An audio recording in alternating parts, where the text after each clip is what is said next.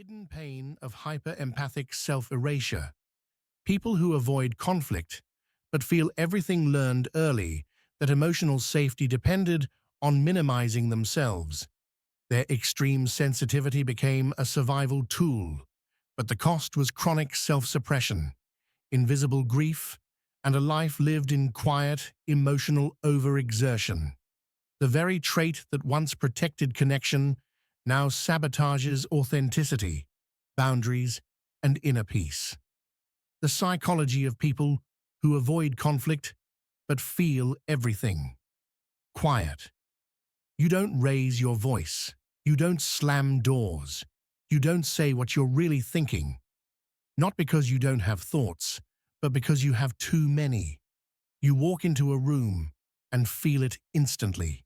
The tension, the unsaid words, the emotional weather shifting before anyone else notices the clouds. You're not passive. You're not unaware.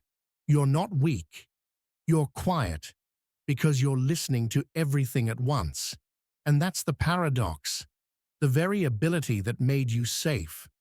The ability to read the room, soften yourself, absorb discomfort before it turns into conflict, is now the thing slowly exhausting you. What once protected you is now costing you intimacy, clarity, and rest. You learned early that peace was fragile, that harmony had to be maintained, that if emotions escalated, something bad followed, so you became careful, measured, emotionally fluent, but verbally restrained. You became the one who understands, the one who lets things go, the one who doesn't make it a big deal. But inside, nothing ever goes unfelt. Every tone shift lands. Every micro-expression registers. Every disappointment echoes longer than it should. This is the hidden life of people who avoid conflict but feel everything. A nervous system trained for emotional surveillance. A self built around containment. A life where silence looks like calm but feels like pressure. And here is the core truth this video revolves around. The thing that kept you connected is now keeping you invisible. Psychologically, this archetype sits at the intersection of hypervigilance, avoidant or anxious avoidant attachment, and emotional parentification. Let's break that down. Imagine your nervous system as a smoke detector.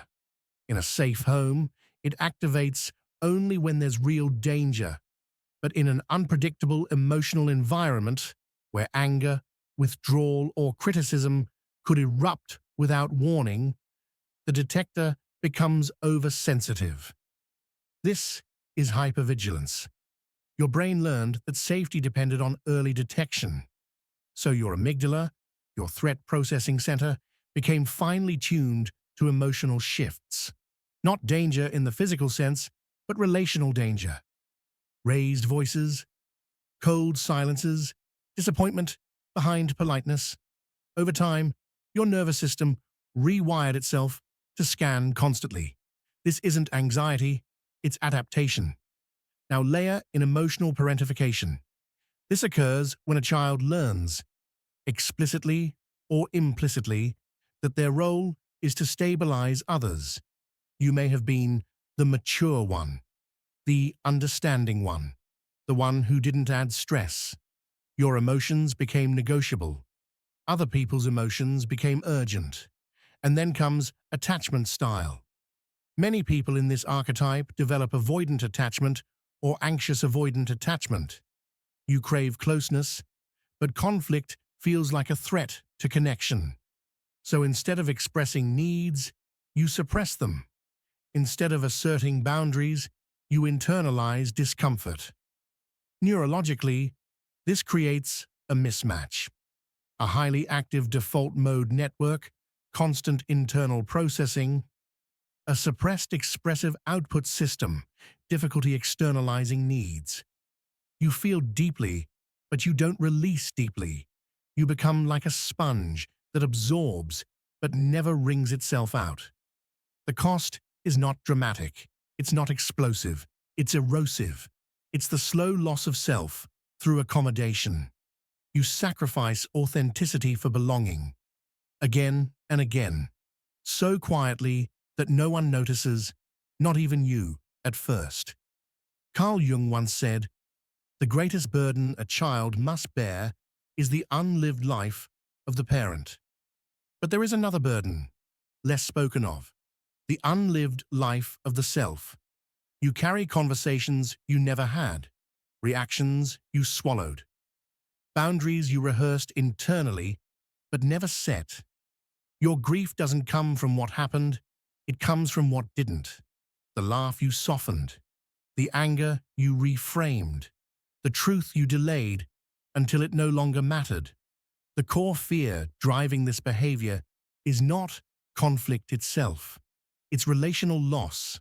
Somewhere along the line, your nervous system learned, if I fully express myself, I will lose connection. So even joy is tempered. Even excitement is managed. Even love is filtered. Life becomes a series of emotional calculations. Is this worth the tension? Will this change how they see me? Can I just handle this internally? And so, simple moments. Choosing a restaurant, expressing disagreement, asking for rest, become internally complex. You don't